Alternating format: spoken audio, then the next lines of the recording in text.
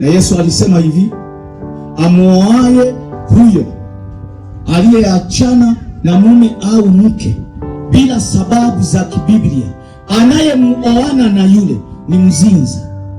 Mchungaji anayeunganisha ndoa hiyo ni mzinzi. Kanisa linalohusika kusimamia ndoa hiyo ni wazinzi. Kwaya inayoimba kwenye ndoa hiyo ni wazinzi, na wazinzi hawaendi mbinguni.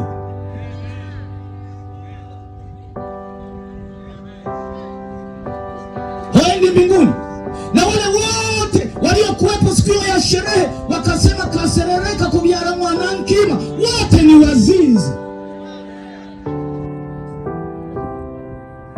Wavunjaji wa sheria ya Mungu wanaijaza dunia na uovu wao.